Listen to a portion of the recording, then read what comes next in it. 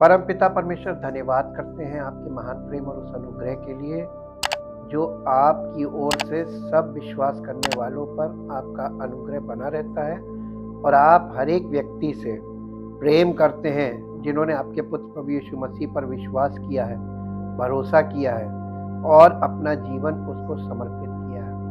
हम धन्यवाद करते हैं। ये धन्यवाद का विषय है प्रभु, और हम आपका धन्यवाद करते हैं पवित्र आत्मा के द्वारा जब हम आपके वचनों से उस आत्मिक सत्य को प्राप्त कर रहे हैं जिसके द्वारा प्रभु हम सबका जीवन, जैसे मंदिर में हर वेदी सोने से मढ़ी जा रही थी, इसी प्रकार से हम सबको आप पवित्र आत्मा से परिपूर्ण कर रहे हैं।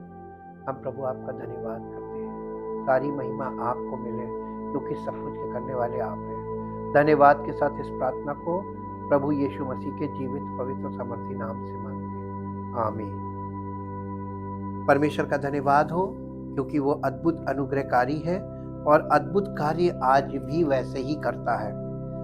जैसा कि हम लोग परमेश्वर के तंबू के द्वारा जो यीशु मसीह का प्रतीक है, हम लोग इन बातों को देख रहे हैं, उस आत्मिक सत्य को जो नए नियम में प्रकट हुआ लेकिन पुराने नियम में गुप्त है। यीशु और तंबू, इन दोनों के बीच एक सिमिलैरिटी है, समानता है, और ये समानता इस बात का प्रमाण है कि पुराने नियम में प्रभु इजराइलियों को दिखा रहा था, वो अपने पुत्र प्रभु यीशु मसीह का चित्र दिखा रहा था। परमेश्वर का अपना तरीका है मनुष्य को चीजें प्रकट करने का। हम लोग बहुत कुछ सीख रहे हैं इस तंबू के द्वारा। तो परमेश्वर के पूरे संपूर्ण बाइबल का अध्ययन हम लोगों का हो रहा है, Jesus and the tabernacle materials. आज हम जिन वस्तुओं से मंदिर में निर्माण किया गया था, उन वस्तुओं की क्या सत्यता है और यीशु मसीह से क्या संबंध है, हम इस बात को देखेंगे। सबसे पहली बात यह है, it is important to note that it is possible to study the tabernacle in two ways। ये मूसा के तंबू को हम दो प्रकार से अध्ययन कर सकते हैं। पहला, God unto man, परमेश्वर और मनुष्य, from the holy of holies out to the outer court, यानी हम तंबू को परम पवित्र स्थान से बाहर की ओर बढ़ते हुए अध्ययन कर सकते हैं, जिसको बोलते हैं जो बाहरी आंगन तक, जिसको बोलते हैं this is the path of sovereign grace. ये परमेश्वर का वो अनुग्रह है जो हम लोगों को दिखता है कि परम पवित्र स्थान से जब हम बाहर आते हैं आउटर कोर्ट में, तो हमको परमेश्वर का अनुग्रह दिखता है।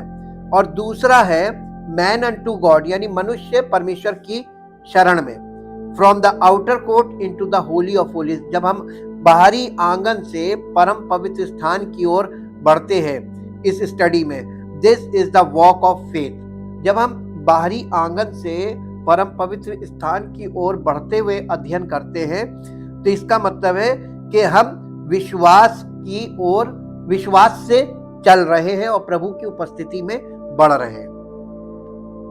This is the walk of faith.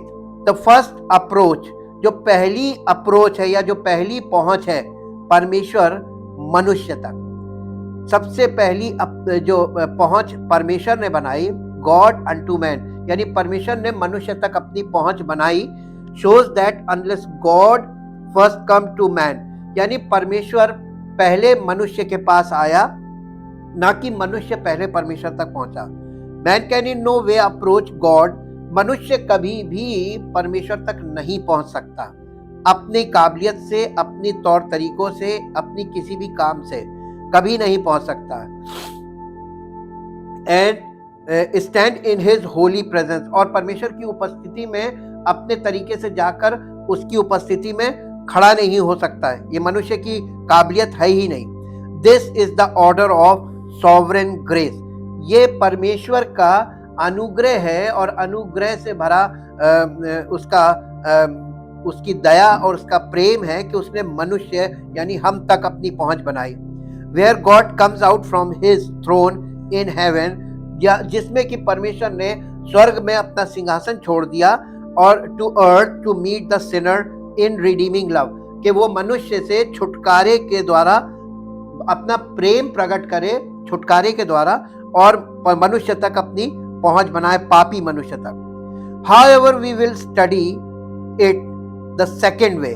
लेकिन हम लोग अब इसको अध्ययन जो कर रहे हैं, हमारा अध्ययन है वो मनुष्य परमेश्वर की ओर, परमेश्वर की उपस्थिति की ओर बढ़ रहा है, जो दूसरा तरीका है, man's walk of faith unto God, मनुष्य का विश्वास के साथ परमेश्वर की ओर चलना। As man comes to God, he must begin at the gate. जब कोई मनुष्य परमेश्वर के समीप आता है तो सबसे पहली चीज जिसका सामना आपको करना पड़ेगा, हमको और आपको, वो है फाटक। फाटक, जो मंदिर का फाटक था मूसा के तंबू में, वो फाटक अपने आप में बहुत बड़ी एक स्टडी है और उसका अपना एक अर्थ है, और वो यीशु मसीह में वो बात पूरी हो गई। Except the blood sacrifice of Jesus Christ, उसके जैसे ही आप फाटक से अंदर आते हैं तो आपको मिलती पीतल की वेदी, जिसे हमने कल अध्ययन किया था, वो यीशु मसीह के बलिदान को प्रकट करती है।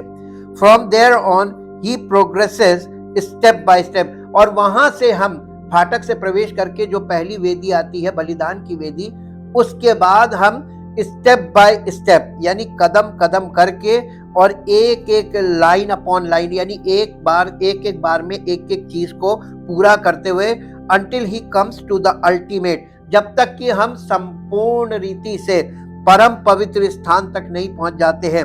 The full glory of God, जहां परमेश्वर की पूरी संपूर्ण महिमा है, as seen in the most holy place, जो परम पवित्र स्थान में उसकी दिखाई देती है। वहां तक जब तक नहीं पहुंच जाते तो हमको कदम कदम कदम कदम कदम कदम, और मालूम कदम कदम चलने में एक एक लाइन का अर्थ है। निर्गमन की पुस्तक 25 अध्याय से 40 अध्याय तक जब ये मंदिर बन रहा था, इसमें लिखा वर्णन आपको बहुत बोर करेगा, कभी भी एक तो चीज आपको समझ में आएगी नहीं। बिना पवित्र आत्मा की सहायता के अगर परमेश्वर का वचन कोई समझ सकता तो परमेश्वर प्रभु यीशु मसीह ने कलीसिया की स्थापना की क्यों? कारण ही यही था कि हर एक व्यक्ति परमेश्वर तक मनुष्य पहुंच नहीं बना सकता और उसके वचन को भी अंडरस्टैंड नहीं कर सकता। The material used in the construction of the tabernacle, जो मंदिर में, तंबू में जो मटीरियल यूज किया गया था उसके बनाने में, उसके विषय में बहुत गंभीर सत्य है जिसे हमें और आपको पवित्र आत्मा के द्वारा समझाया जा रहा है।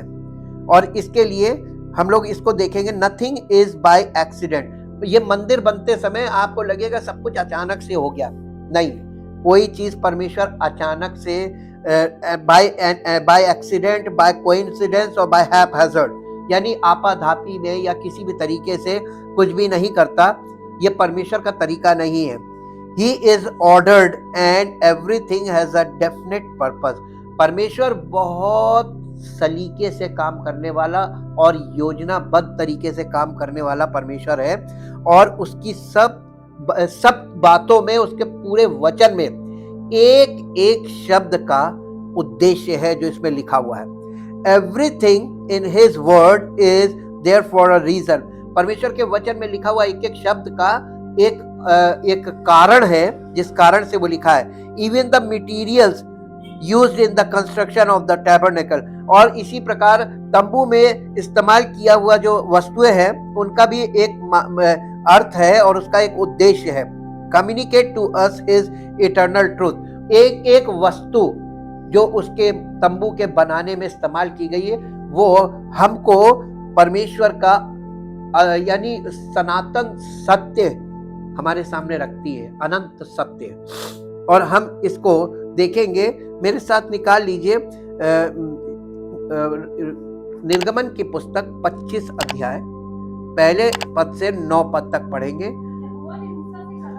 यहोवा ने मूसा से कहा, इजराइलियों से ये कहना कि मेरे लिए भेंट लाएं, जितने अपनी इच्छा से देना चाहें उन्हीं सबों से मेरी भेंट लेना और जिन वस्तुओं की और जिन वस्तुओं की भेंट उनसे लेनी है, जिन वस्तुओं की भेंट उनसे लेनी है, वो वे ये हैं, अर्थात सोना, चांदी, पीतल, नीले, बैंगनी और लाल रंग का कपड़ा, सूक्ष्म सूक्ष्म सनी का कपड़ा, बकरी का बाल, लाल रंग से रंगी हुई मेढ़ों की खालें, सुइसों की खालें, बबूल की लकड़ी, उजाले के लिए तेल, अभिषेक के तेल के लिए और सुगंधित धूप के लिए सुगंध द्रव्य, एपोद और चपरास के लिए सुलेमानी पत्थर और जड़ने के लिए मणि, और वे मेरे लिए एक पवित्र स्थान बनाएं कि मैं उनके बीच निवास करूं। जो कुछ मैं तुझे दिखाता हूं, अर्थात निवास स्थान और उसके सब सामान का नमूना, उसी के अनुसार तुम लोग उसे बनाना। अब इसको इंग्लिश में हम पढ़ते हैं, देखिए इंग्लिश में बहुत क्लियर हो जाएगा। And the Lord said to Moses, speak to the Israelites that they take for me an offering from every man who gives it willingly and ungrudgingly with his heart. You shall take my offering. This is the offering you shall receive from them: gold, silver and bronze, blue, purple and scarlet stuff, and fine twinned linen, and goat's hair, ram's skin, tanned red, goat skin, dolphin or porpoise skin, acacia wood, or oil for the light, spices for anointing oil and for sweet incense, onyx stones, and stones for setting in the ephod and in the breastplate. Let them make me a sanctuary that I may dwell among them. And you shall make it according to all that I show you, the pattern of the tabernacle or dwelling, and the pattern of all the furniture of it. यहाँ तक हमने देखा, इसमें जितनी वस्तुओं का वर्णन किया जा रहा है, ये भेंट पे लाना था। इन वस्तुओं का क्या अर्थ हो सकता है? They shall, each material used speaks to us something important. ये जितनी वस्तुओं की लिस्ट हमने पढ़ी है, ये हर वस्तु हमसे कुछ महत्वपूर्ण हमें बताती है। As we look at each, अगर हम एक एक को देखें, something becomes apparent, यानी हमको उसमें कुछ इंपॉर्टेंट दिखाई देगा, कुछ महत्वपूर्ण दिखाई देगा और उसमें उद्देश्य होगा। They all represent something about Jesus Christ and his atonement and point forward to him. ये सारी वस्तुएं किसी न किसी रीति से केवल यीशु मसीह को दिखाएंगी। हम लोग इसे देखेंगे। Let us take a look at each material used. अब देखिए, पहला है gold. Gold deity, divine nature of Christ, यीशु मसीह की दिव्यता को दिखाता है कि वो एक डिवाइन पर्सन था, उसका स्वभाव जो था वो दिव्य स्वभाव का था। सिल्वर, चांदी, redemption, the atonement of Christ, the money paid to Judas to betray him who is the ransom for us, यानी चांदी जो है वो छुटकारे को दिखाती है। यीशु मसीह को 30 चांदी के सिक्कों में बेचा गया था यहूदा इस्करियोती के द्वारा। उसके बाद है ब्रास, पीतल, एक्चुअल में ब्रॉन्ज लिखा हुआ है। ब्रॉन्ज का मतलब होता है तांबा। तांबा ये दिखाता है जजमेंट अगेंस्ट सिन, यानी पाप के बदले में न्याय करना, यानी पाप का प्रायश्चित करना। प्रेशियस स्टोन्स, जो कीमती पत्थर हैं, the gifts of the holy spirit, the preciousness of God's own people. जब आप देखते कलीसिया में जो मसीह जिनको अपने लिए चुनकर तैयार कर लेता है तो उनको पवित्र आत्मा के वरदानों से सुशोभित करता है। ये पुराने नियम में जो पत्थर थे, कीमती पत्थर, वो पवित्र आत्मा के वरदानों को दिखाते हैं। फाइन लिनेन यानी जो महीन, वहां पे लिखा हुआ ना महीन मलमल जो है, फाइन लिनेन, ये धार्मिकता को दिखाता है, राइचसनेस। और आपको कभी किसी इंग्लिश बाइबल में अकाशिया वुड लिखा होगा, किसी में शित्तिम वुड लिखा होगा। ये दोनों एक ही चीज है और इसका मतलब है बबूल की लकड़ी। द ह्यूमैनिटी ऑफ क्राइस्ट, यीशु मसीह की इंसानी स्वभाव को दिखाता है। ऑयल, द होली स्पिरिट, तेल हमने देखा, वो तेल जो है वो पवित्र आत्मा को दिखाता है। स्पाइसेस, जो मसाले हैं, used in the anointing oil and the incense, और वो जो खुशबू जलाई जाती है उसके लिए जो मसाले यूज होते थे, represent Christ and his nature and the imparting of Christ nature to the believer. The incense यानी एक मसीही विश्वासी के जीवन में ये खुशबू मसीह की ओर से दी जाती है, और इसीलिए लिखा है मसीह की सुगंध, हमारे जीवन में उसकी सुगंध। द इंसेंस रिप्रेजेंट्स प्रेयर, और वो जो धूप जलाया जाता था वो प्रार्थना का प्रतीक है। नीला रंग, नीले कपड़े मंगाए थे, नीला कपड़ा जो है heavenly divine nature, like the colour of heavens, स्वर्ग का जो कलर है वो नीला है, और नीला जो है वो डिवाइन नेचर को भी दिखाता है, हेवनली कलर है। पर्पल, जो बैंगनी रंग है, royalty, kingship, this was the most precious colour in ancient time, ये सबसे कीमती रंग था उस जमाने में। और स्कारलेट, स्कारलेट का मतलब होता लाल, लाल सैक्रिफाइस, ये बलिदान को दिखाता, द कलर ऑफ ब्लड, ये खून के कलर को। गोट्स हेयर, बकरी के बाल। अटोनमेंट फॉर सिन, यानी पापों के लिए प्रायश्चित। Goat died to provide its hair, जब बकरी को मारा जाता तो उसके खाल मिलती है और उसके बाल मिलते हैं। रैम्स स्किन, रैम कहते हैं मेमने को, जो भेड़ का बच्चा होता है, मेमने को। रैम्स स्किन, अटोनमेंट फॉर सिन, ये भी पाप के प्रायश्चित को दिखाता है। रैम डाइड टू प्रोवाइड इस स्किन, जब मेमना मरता है तो उसकी खाल मिलती है। फिर है बैजर्स स्किन, ये बैजर्स एक जानवर होता है, पोपॉयज लिखा है इंग्लिश बाइबल में, इसको बिज्जू कहते हैं, हम लोग बिज्जू नाम से सब जानते हैं। ये बिज्जू होता है द ह्यूमैनिटी और the outward appearance of Christ atonement, यानी मसीह के बलिदान का जो बुरा रूप हमको देखने को मिलता है वो बैजर्स स्किन, ये इसकी खाल। और ये इन सब बातों के द्वारा हमको ये चीज पता चलती है कि हर बात का मसीह में ये अर्थ पूरा होता है।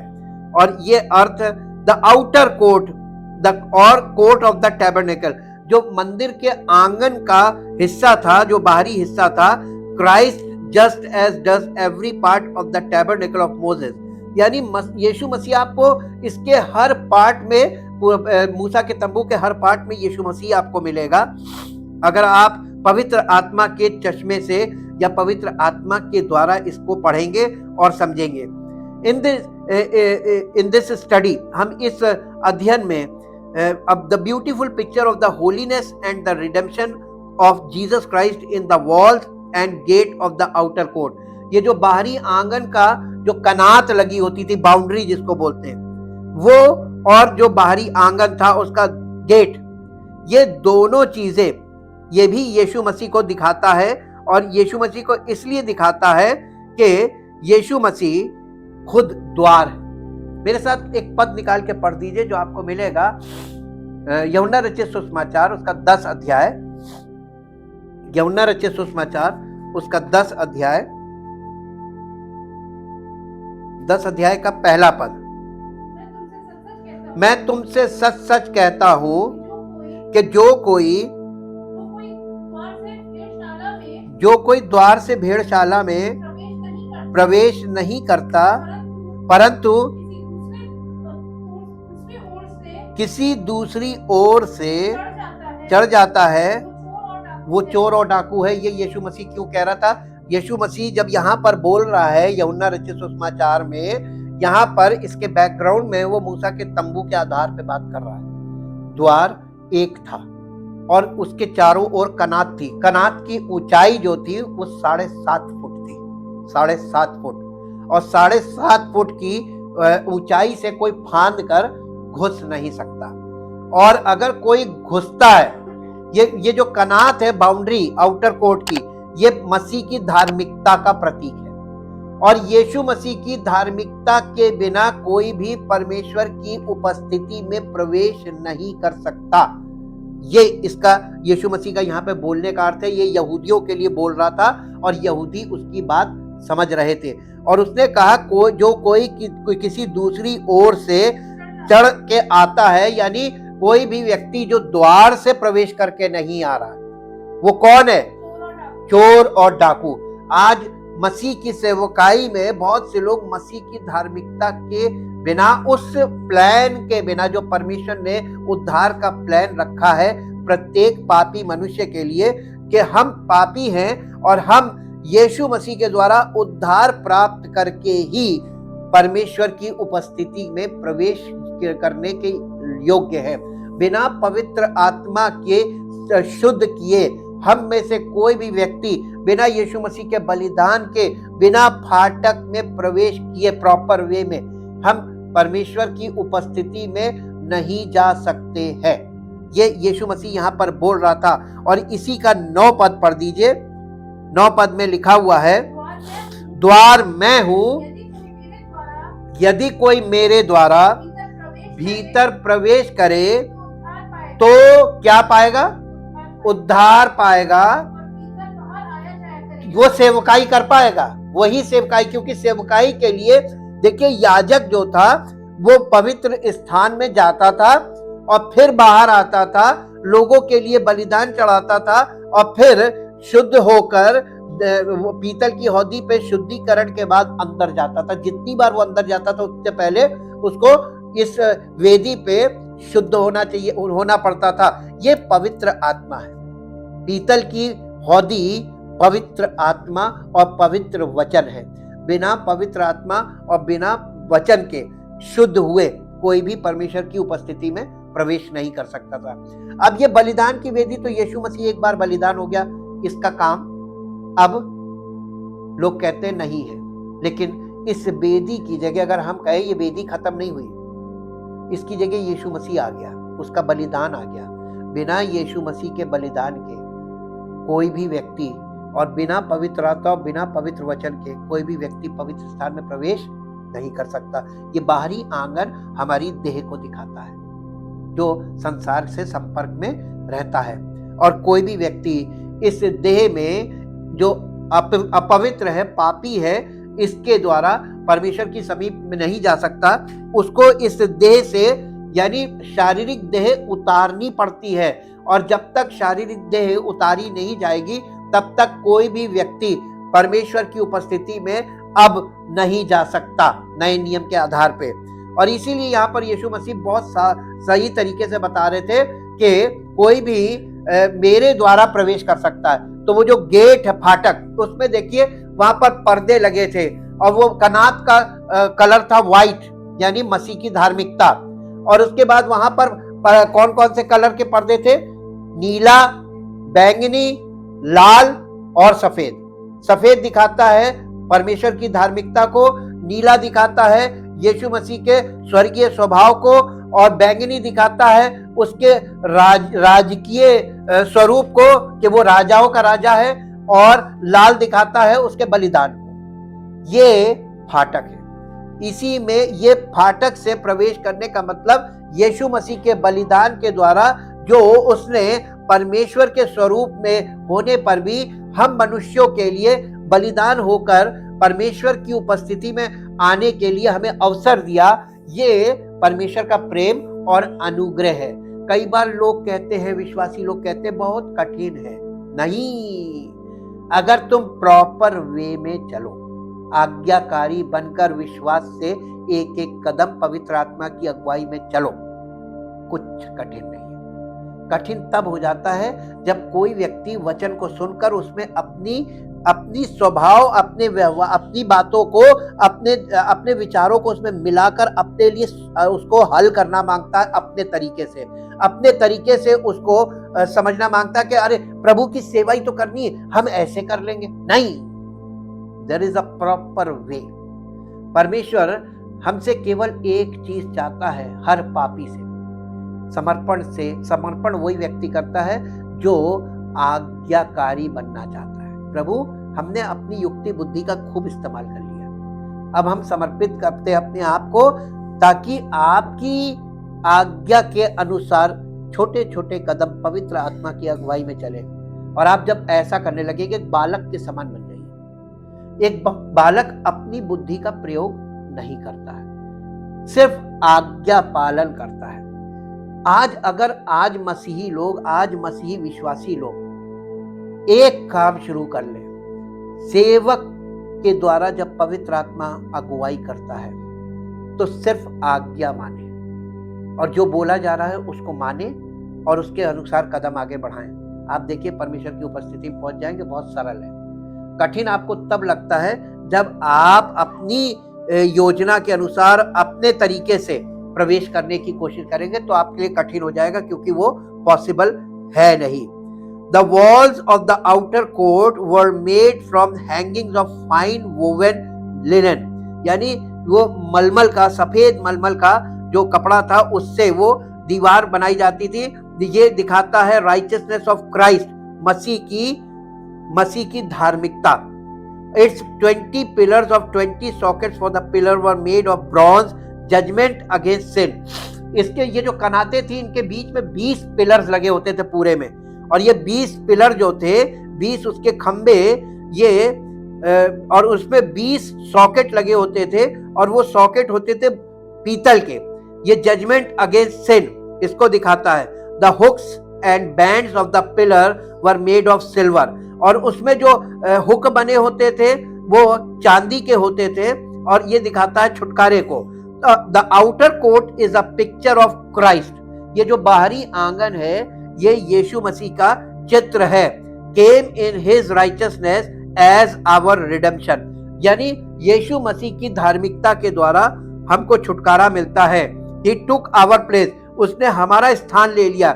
As a substitutionary atonement in God's judgment against sin, परमेश्वर के सामने अब हम सबका स्थान ले लिया, और वो सबके बदले में सबका पाप अपने ऊपर लेकर उसने हमारे पापों का प्रायश्चित कर दिया। वो पीतल की वेदी इस बात का प्रतीक है। The outer court and the law of God, ये जो बाहरी आंगन है और परमेश्वर की व्यवस्था, इसके लिए क्या है? The outer court is also a picture of the law of God, ये जो बाहरी आंगन है ये परमेश्वर की व्यवस्था को भी दिखाता है। The tabernacle was surrounded by a wall of fine linen hanging, यानी ये कनात लगी हुई थी सफेद रंग की। This wall kept the Holi of Holis, इसके द्वारा वो जो परम पवित्र स्थान था इसको आम लोगों से, सांसारिक लोगों से दूर रखा गया था। वेयर गॉड्स शेकाइना ग्लोरी ड्वेल्ट, जहां परमेश्वर की वो महिमा जो देख सकते थे, आंखों से दिखाई देती थी, वो महिमा जहां पर थी उसको दूर किया गया था। Separate from the outside world, ताकि संसार से दूर रहे, ताकि संसार के लोग उसके संपर्क में जाके मर ना जाए। क्योंकि परमेश्वर क्या है? हमारा परमेश्वर आग है, आग, धधकती आग, हाँ, भस्म करने वाली आग, लिखा हुआ है परमेश्वर के वचन में। Separate from the outside world, each person upon approaching God's dwelling place, the tabernacle was confronted by this huge 7.5 foot high wall of fine linen. ये जो कनात थी इसकी ऊंचाई 7.5 फुट हुआ करती थी। As we know, fine linen speak to us of righteousness, जैसा कि हमको मालूम है कि ये जो फाइन लिनेन है या महीन मलमल जो थी सफेद, ये धार्मिकता को दिखाई दिया। At the front of the tabernacle an individual was confronted with the wall of the holy standard of God's righteousness upon their approach to him. इससे ये दिखाया गया है कि कोई भी व्यक्ति, कोई भी आम सांसारिक व्यक्ति परमेश्वर की उपस्थिति में मुंह उठा के ना चला जाए। उसको ऐसा नहीं, अगर ऐसा होगा कि अगर वो चला गया तो क्या होगा? मर जाएगा, नहीं जा सकता। इसलिए ये परमेश्वर के इतने महान स्तर को दिखाता है, हाई स्टैंडर्ड को दिखाता है कि कोई भी व्यक्ति डायरेक्ट मुंह उठा के वहां नहीं जा सकता। How could they enter this Holi and righteous place, किस प्रकार हम इस पवित्र स्थान में प्रवेश कर सकते हैं। How could they scale this wall of richness, किस प्रकार हम इस धार्मिकता के को जो हम पूरी नहीं कर सकते तो फिर कैसे हम परमेश्वर तक पहुंच सकते हैं। How could they get to a holy God, हम कैसे उस पवित्र परमेश्वर तक जा सकते हैं। The Bible says but your iniquities, मेरे साथ निकाल लीजिए यशायाह नबी की पुस्तक 59 चैप्टर 59 अध्याय 2 पद पढ़ दीजिए। 59 अध्याय का 2 पद यहां पर लिखा हुआ है, परंतु तुम्हारे अधर्म के कामों ने तुमको तुम्हारे परमेश्वर से अलग कर दिया है और तुम्हारे पापों के कारण उसका मुंह तुमसे ऐसा छिपा है कि वो नहीं सुनता। आज देखिए पूरे संसार में सब लोग प्रार्थनाएं कर रहे हैं, अपने अपने तरीके से कर रहे हैं, अपने अपने विचारों से कर रहे हैं, अपने अपने दृष्टिकोण से कर रहे हैं। किसकी सुनी जा रही है? परमेश्वर तक नहीं जा रही एक भी प्रार्थना, क्योंकि पापी मनुष्य की प्रार्थना परमेश्वर नहीं सुनता। अगर ये संभव होता तो परमेश्वर को मनुष्य तक पहुंच बनाने की और मनुष्य को परमेश्वर तक पहुंचने का मार्ग बताने की और उसके पापों का प्रायश्चित करने के लिए अपने पुत्र को भी संसार में भेजने के लिए इन सब बातों की कोई आवश्यकता नहीं थी। अगर पापी मनुष्य की परमेश्वर सुनता होता, ये संभव होता तो। ये एक बहुत बड़ा प्रश्न आपके दिमाग में छोड़ रहा हूं, आप ध्यान रहिए। रात में जब लेटते हैं तो आप ये सोचिए कि इतना प्रार्थनाएं तो लोग कर रहे हैं, इतनी पूजा पाठ कर रहे हैं, सब कुछ कर रहे हैं, लेकिन संसार में बदतर से बदतर हालत होती जा रही है। मनुष्य का व्यक्तित्व मिट्टी में मिलता जा रहा है और इंसान जानवर से भी बदतर हो गया है। इस नैतिकता का स्तर बिल्कुल शून्य हो गया है। किसी चीज का कोई वो नहीं, कोई संबंध नहीं, कोई मर्यादा नहीं, कुछ नहीं। अगर मनुष्य इतना ही धर्मी है तो फिर परमेश्वर ने मुंह क्यों मोड़ लिया? ये वचन हमको जवाब दे रहा है कि हमारे अधर्म के कामों के कारण परमेश्वर हमसे अलग है। We are all like an unclean. एक और पद पढ़ दीजिए, यशायाह नबी की पुस्तक उसका 64 चैप्टर 64 अध्याय का 6 पद। आज मनुष्यों की धार्मिकता आपको जगह जगह बड़े धर्मी सब धर्म के काम कर रहे हैं, तो फिर इतना बुरा क्यों हो रहा है? यशायाह 64:6, हम तो सबके सब अशुद्ध मनुष्य के से है और हमारे धर्म के काम सबके सब।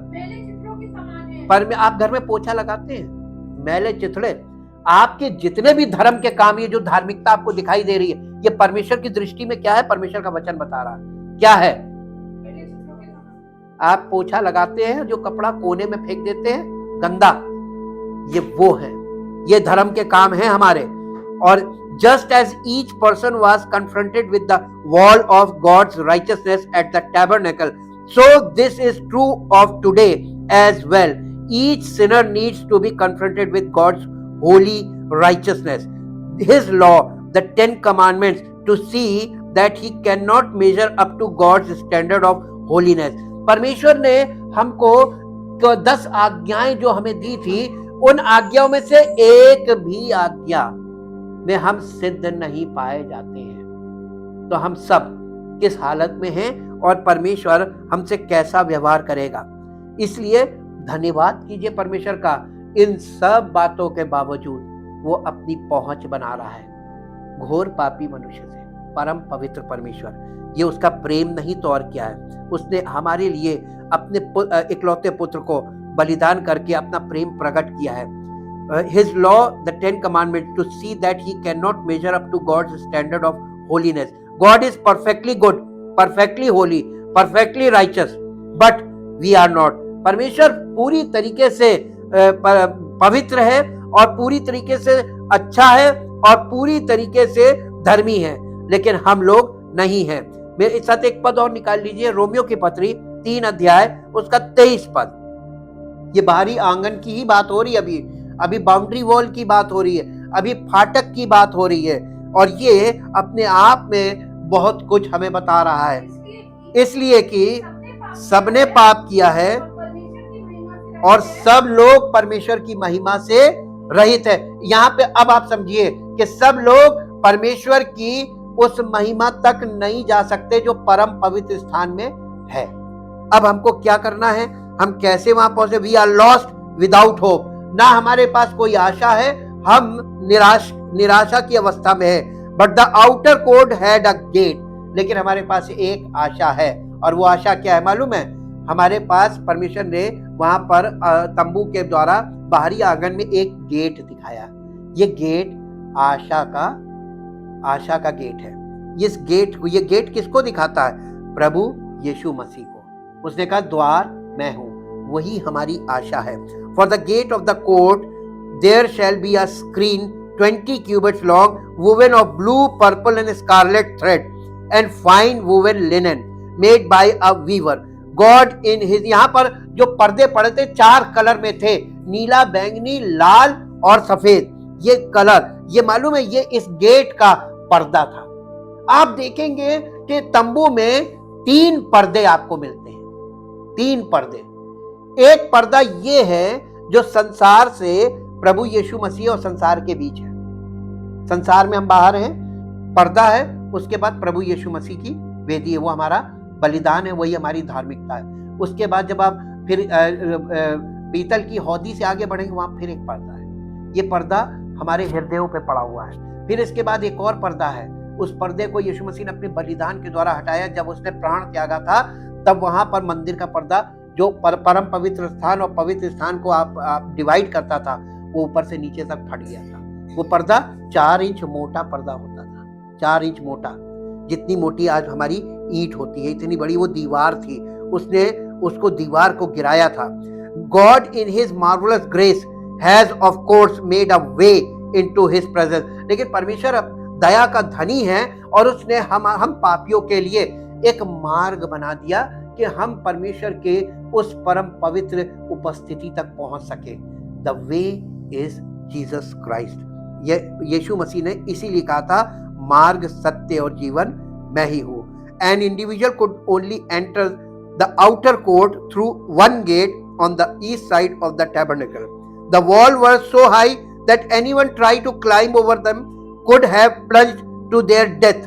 अगर कोई व्यक्ति वो 7.5 फुट की ऊंची जो कनात थी उसके ऊपर से कूद के जाने की कोशिश करेगा तो मर जाएगा। हाँ, ये भी इस बात को दिखाता है कि परमेश्वर, सांसारिक लोग उसकी उपस्थिति में किसी तरीके से घुसेंगे तो मर जाएंगे। This speaks of the sinner trying to work his way.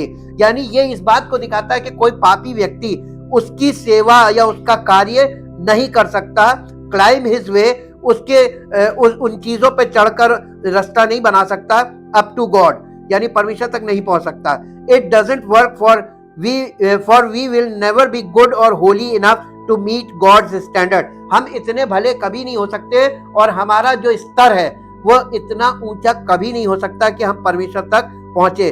The way of the flesh only leads to death. एक शारीरिक तरीके से जो हम कोशिश करते हैं परमेश्वर तक पहुंचने की, ये मृत्यु का रास्ता है और हमें मृत्यु मिलती है। इसीलिए उसने यूहन्ना 10:1 में कहा था कि जो कोई भेड़शाला में प्रवेश, जो कोई फाटक से प्रवेश नहीं करता वो चोर और डाकू है। और क्योंकि यीशु मसीह स्वयं द्वार है। But there was the gate and it was the way, the only way into the presence of God into life. यानी अनंत जीवन में प्रवेश करने का केवल एक ही द्वार है, और वो द्वार कौन है? प्रभु यीशु मसीह। The gate had a screen woven of blue, purple and scarlet thread as well as fine linen. ये जो 4 कलर की वहां पर कपड़ों का बना पर्दा लगा था, Jesus himself said, I am the gate, whoever enters through me will be saved. जो मेरे द्वारा प्रवेश करेगा वो उद्धार पाएगा और भीतर बाहर आया जा करेगा। The gate of course speak to us of Christ. ये जो पहला फाटक पे जो पर्दा पड़ा था, ये किसको दिखाता है? प्रभु यीशु मसीह को। द फाइन लिनेन, जो महीन मलमल था सफेद, हिज राइचसनेस, उसकी धार्मिकता को। The colours, his heavenly nature, blue, उसके स्वर्गीय स्वभाव नीले के द्वारा। हिज रॉयल्टी, उसका जो राजकीय स्वभाव था, पर्पल, एंड हिज सैक्रिफाइस, और जो उसका बलिदान था उसके लिए रेड, ये इस बात का प्रतीक था कि उसके बिना कोई नहीं पहुंच सकता। We see that there is only one way into the presence of a holy God and that is through the gate, the person of Jesus Christ. That's why Jesus said, यूहन्ना रचित सुसमाचार 4 अध्याय का 6 पद पढ़ दीजिए। इसीलिए प्रभु यीशु मसीह ने कहा कि मार्ग, सत्य और जीवन मैं ही हूं। यूहन्ना 14:6, यूहन्ना 14:6 यहां पर कहा, यीशु ने उनसे कहा मार्ग और सत्य और जीवन मैं ही हूं, बिना मेरे द्वारा कोई पिता, का मतलब यीशु मसीह जिसको पिता कह रहा है उसको आज संसार में लोग परमेश्वर कहते हैं, कोई परमेश्वर तक नहीं पहुंच सकता। Only the only way for Sinners in the world is Jesus Christ. Thank you Jesus. परम पिता परमेश्वर, हम आपका हृदय से धन्यवाद करते हैं कि आपने आरंभ में ही मूसा के तंबू के द्वारा ही प्रभु यीशु मसीह का पूरा चित्र दे दिया था, और आपने उसके द्वारा आज कार्य को पूर्ण करके कलीसिया के सामने इस चित्र को रखा है, और पवित्र आत्मा हमें ये चित्र दिखा रहा है ताकि कलीसिया का हर विश्वासी बिना किसी दूसरे तरीके से परम पवित्र स्थान में प्रवेश करने के प्रयास के परमेश्वर के एक सही मार्ग से, एक प्रॉपर वे में अगर प्रवेश करे तो वाकई में वो उद्धार पाएगा और आपकी महिमा का कारण भी बनेगा। हम धन्यवाद करते हैं। इस प्रार्थना को प्रभु आपसे विनती करते हैं कि हर एक विश्वासी जो इस कलीसिया से जुड़ा हुआ है वो ऐसा ही करे, ताकि आपकी महिमा उसके जीवन से प्रकट हो, ताकि ये बात सिद्ध हो कि आपके वचन के अनुसार आज्ञा मानने से और उसके अनुसार चलने से हम सिद्ध होते हैं और आपकी महिमा की योग्य बनते हैं। धन्यवाद के साथ इस प्रार्थना को आपके इकलौते पुत्र प्रभु यीशु मसीह के नाम से मांगते हैं, आमीन। Praise the Lord.